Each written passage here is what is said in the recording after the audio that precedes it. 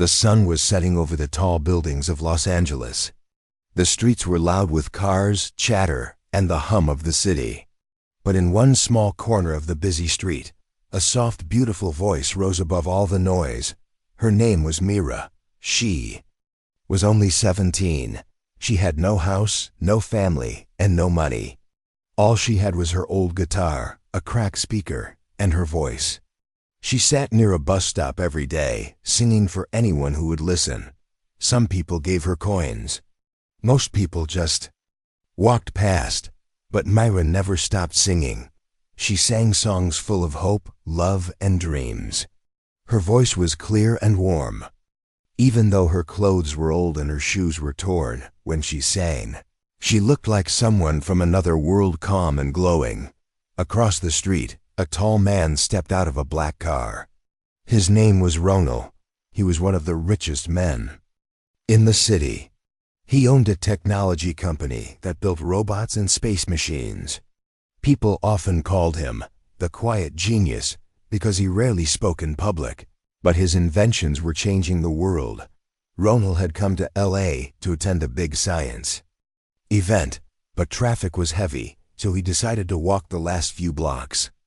As he walked past the street corner, he heard Mira's voice. He stopped. For the first time in many years, something touched his heart. It was not the music itself, but the feeling inside the song, the pain, the strength, the dream. Ronald stood there silently for a minute, just watching the girl. People walked by him, but he didn't move. Mira kept singing, eyes closed, unaware that a millionaire was watching her from across the street. Then something strange happened. As Mira hit a high note in her song, Ronald's digital wristband beeped. It had never done that before. The band was made to detect emotional changes in the brain. It was used to help test robot reactions. But now, it was reacting to him. It was as if her voice had triggered something deep inside his mind. Ronald walked up to her slowly. He didn't want to scare her. He dropped a folded note into her little coin box. Mira opened her eyes and looked up. She saw a quiet man in a dark coat, smiling gently. "Your song is special," he said softly. "Don't stop singing." Then he turned and walked away. Mira blinked. No one had ever said that to her before. She picked up the note he had dropped. It was not money. It was a small card with shiny silver letters. It read, "Ronald K. Dev, CEO, Solentech Robotics. Follow the dream. Meet me tomorrow. Location, Sky Tower, floor 89. Mira's heart jumped. She had no idea what this meant. Was it real? Why would a rich man like him talk to a poor girl like her? But deep inside, something told her this moment was not just luck. Something had changed. Her voice had reached someone important. She looked up at the stars starting to appear in the sky. For the first time in a long time, she smiled. A real smile. Tomorrow could be the start of something big. Something ... more than just music. The next morning, Mira stood outside Sky Tower, the tallest building in the city. She had never been this close to a place so big and shiny. The glass walls reflected the sky. Security guards stood by the doors, dressed in black suits.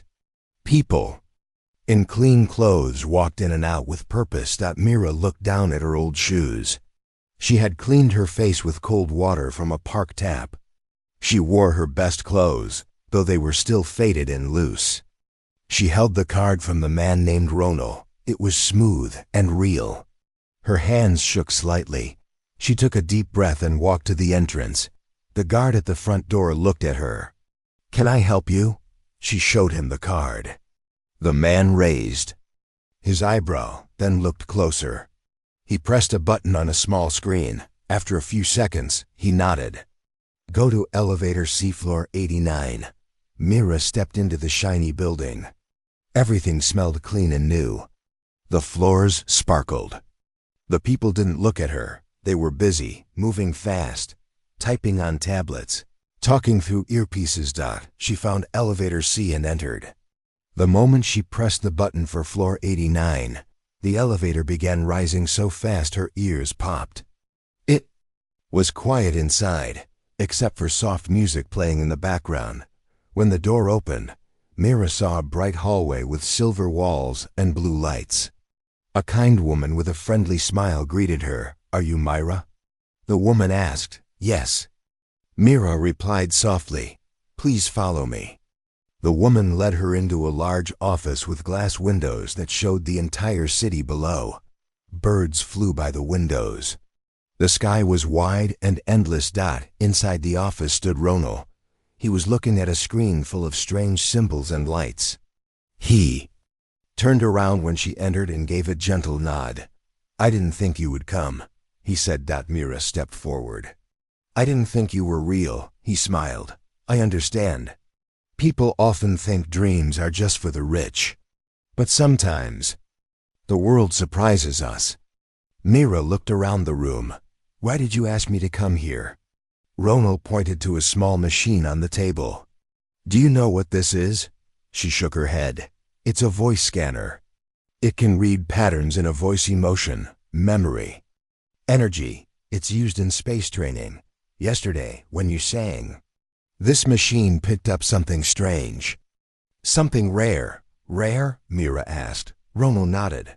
"Your voice carries a signal we've never seen before.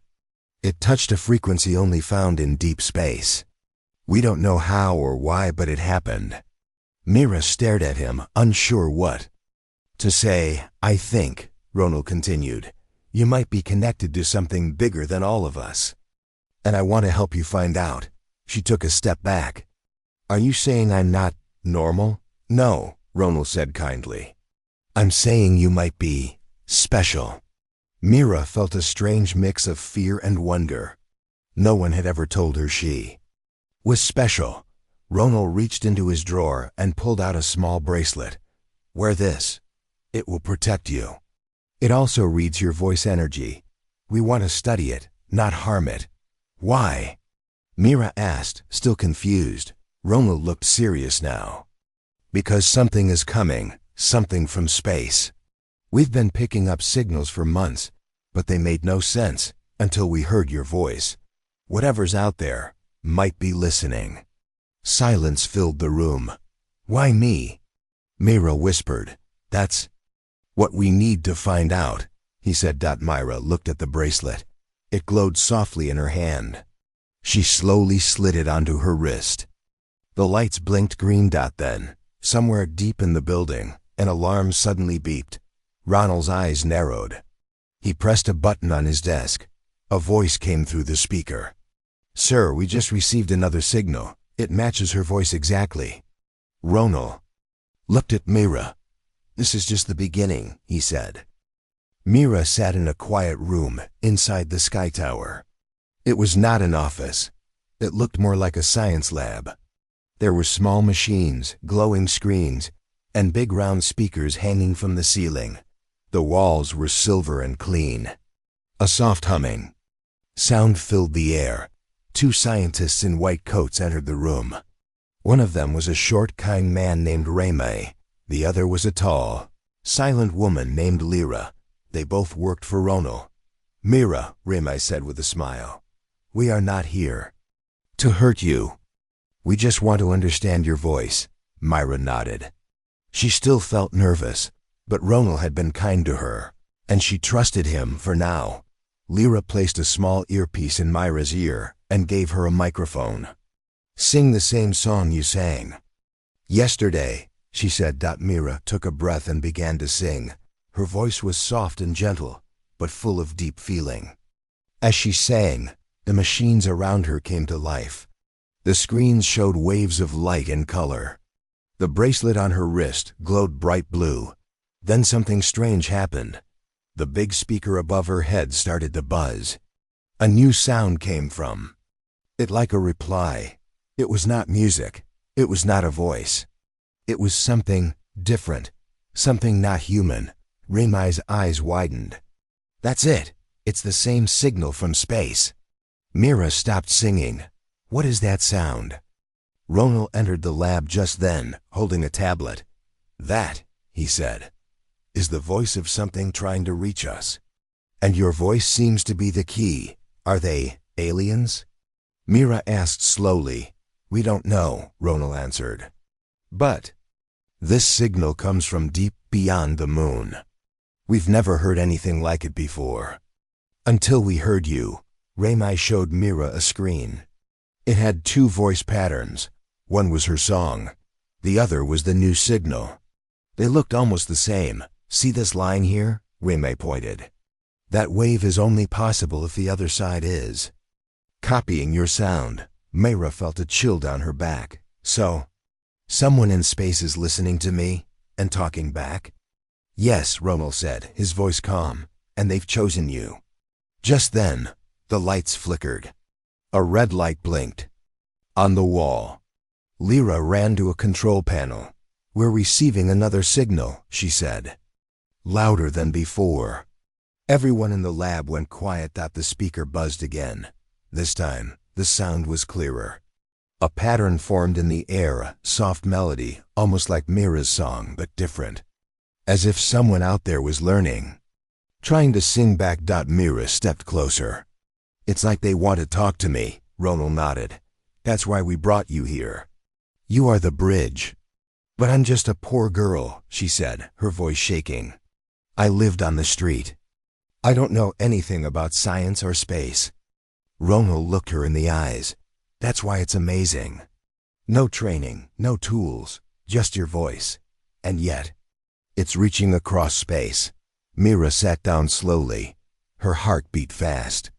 She never imagined her life would change like this. One day, she was singing on a corner for coins. Now the stars were singing back. What do I do now? She asked.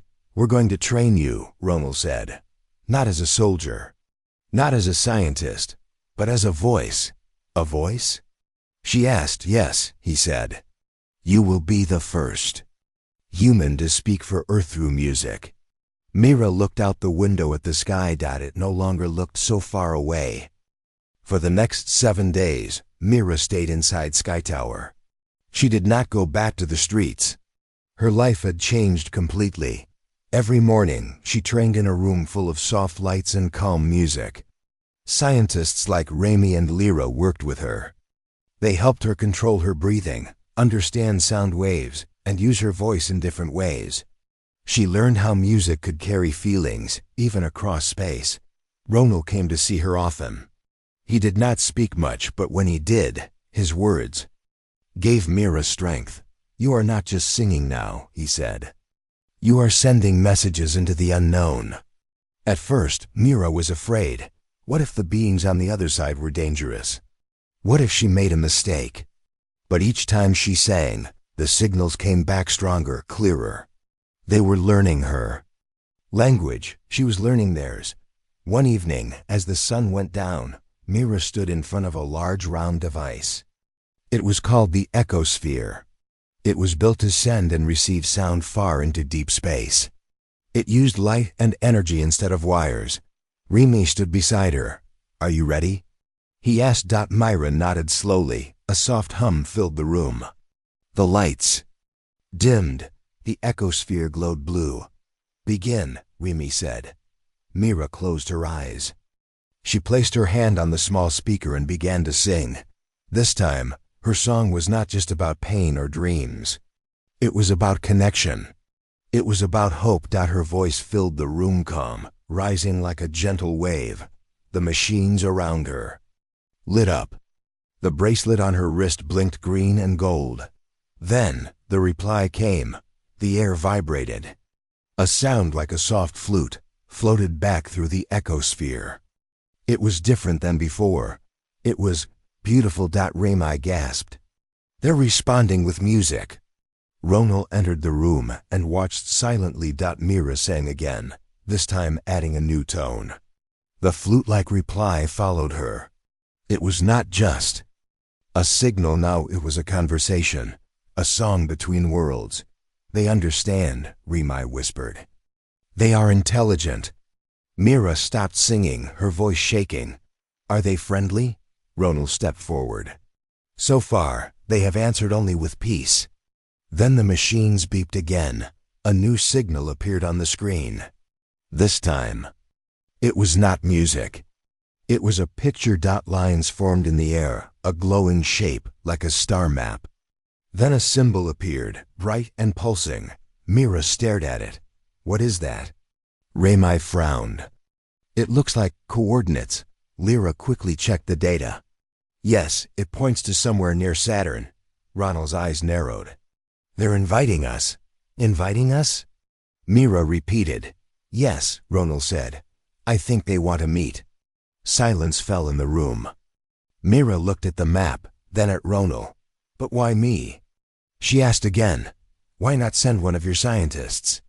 Because only your voice can reach them, Ronald said. And maybe only your heart can understand them. Mira looked down.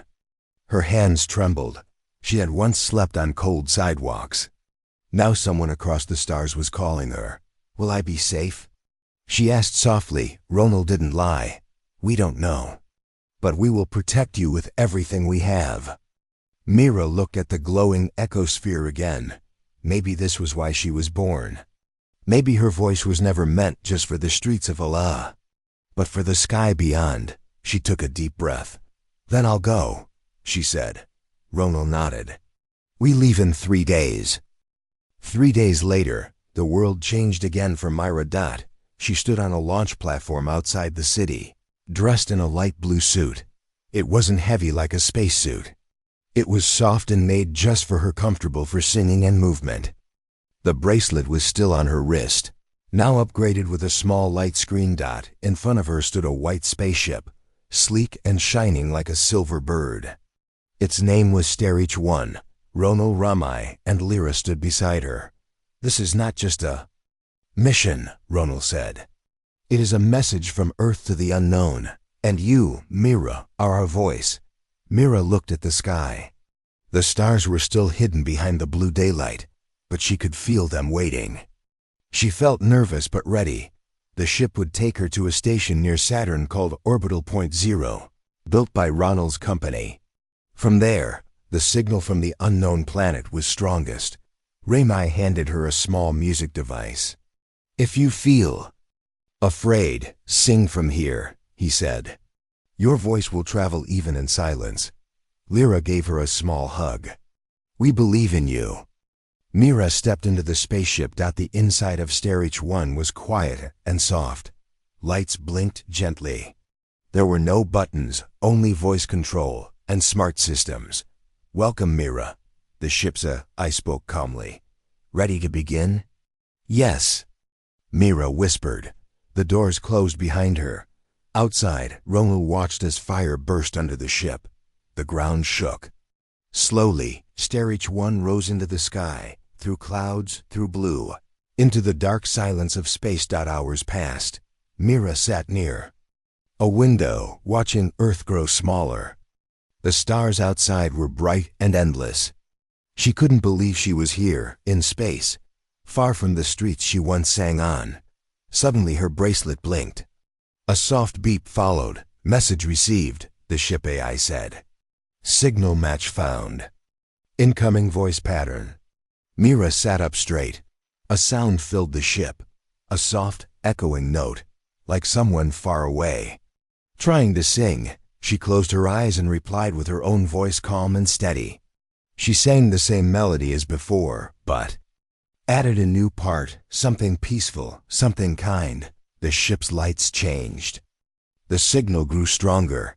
They hear you, the AI said. Then came something no one expected.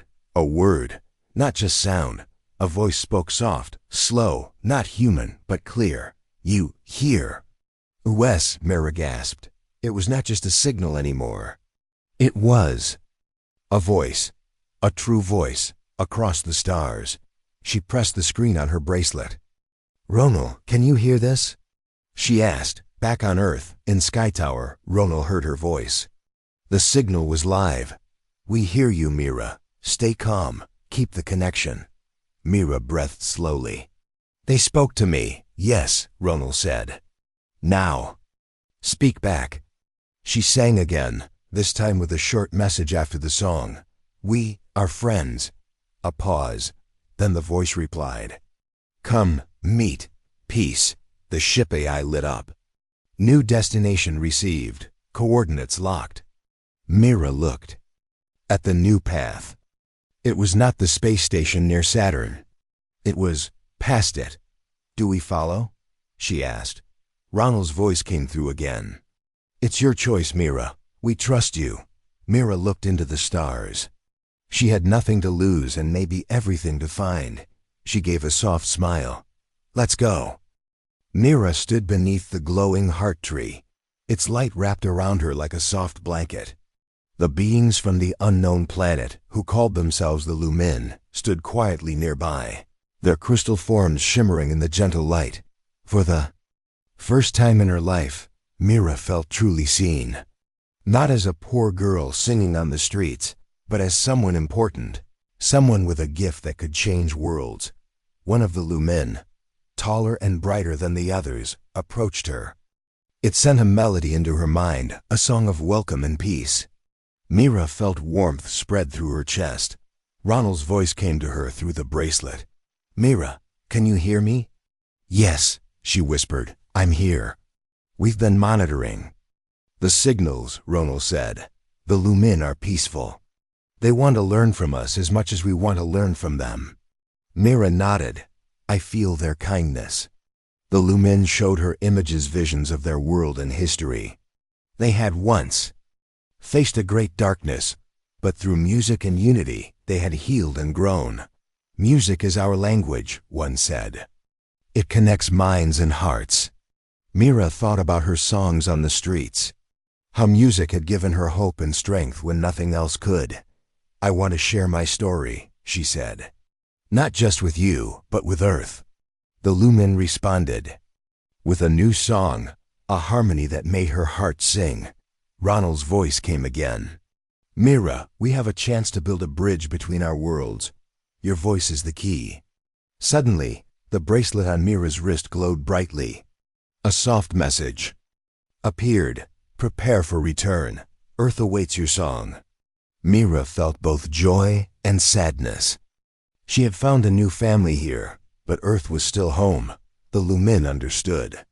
They sent her a final melody, a promise of friendship and future meetings. Mira closed her eyes and sang. Her voice rose, clear and strong, carrying the stories of two worlds united. When she finished, the heart tree glowed brighter than before. It pulsed with light that reached out into the stars. The Lumin smiled with their whole beings. Mira knew this was only the beginning. As the spaceship prepared to take her home, Mira looked back at the glowing city in the sky. She was no longer just a poor girl singing on the streets of LA. She was a voice of hope, a bridge between worlds, and her song would never end. The ship moved smoothly through the black sky of space. Mira sat quietly, watching the stars pass by. She was going beyond Saturn, now farther than most humans had ever traveled. The voice from the unknown planet had said, "Come, meet, peace." It gave her hope, but also filled her with many questions. Where are they from? She whispered. The ship AI answered gently, following signal path. Arrival in 3 hours. As the ship continued its journey, Mira sang softly to herself. Her voice calmed her heart. The sound filled the empty air, reminding her that she was not alone. Suddenly, the ship's window changed color. A golden light appeared in the distance. "There it is," the AI said. Unknown planet in view. Mira stood near the window. The planet was beautiful. It glowed softly with colors she had never seen, blue and green lights swirling like slow waves. There were no sharp shapes. Everything looked round and gentle, like the planet was breathing. The ship slowly entered the atmosphere. Mira felt no fear. The light around her was warm. The clouds below opened like a curtain, and then she saw it. A floating city. It looked like a garden in the sky. Soft platforms floated in the air, connected by light bridges. Trees with silver leaves moved gently in the wind. There were no buildings, only natural shapes, glowing stones, and soft waterfalls that floated sideways. The ship landed on a round platform made of light. Mira took a deep breath. The door opened. She stepped out. The air was fresh like early morning after rain. It had a gentle sound, like music hidden in the wind. Suddenly, she heard it, a voice. Not with words, but with feeling. She turned out. In front of her stood a tall figure. Not human. The being had a smooth, glowing shape, like it was made of soft crystal and water. It had no mouth or eyes, but Mira could feel it looking at her. It spoke again, not with sound, but directly to her mind. You sing. With light. With heart. You are bridge. Mira nodded slowly. I came in peace. More figures appeared, floating gently. They surrounded her, not in fear, but in welcome. One of them sent a soft light toward her. It touched her bracelet. The screen blinked, and a new signal started, a melody. Soft and beautiful. It was a song. They were singing to her. Mira smiled. She sang back. This time, she added the notes of earth tones of oceans, wind, and birds. She sang about life, about struggle, and about hope. The beings listened closely. Then they added their own sounds like stars echoing. A new song was born. Right there between them. It was not from one world. It was from two. Mira felt tears in her eyes. Why me? She asked. One being stepped forward and placed its glowing hand on her shoulder. Because your pain became light. Your voice reached far. You opened the door. Mira understood. They had been listening for a long time, waiting for someone not with power or weapons, but someone with a pure voice. Someone who had suffered but still sang. She had been that voice. You came from nothing. The being said kindly and gave everything. Mira looked up at the stars above the glowing trees. She had no family, no home, but now, across space, she had found something more. Connection, peace, and a purpose. The beings gently led her toward the center of the city, where a glowing tree stood. This is the heart tree, one of them said. It remembers all voices. They placed her hand on the tree. A soft light surrounded her. The song she sang was now part of the stars. She didn't need coins anymore. Her voice was now written in the sky.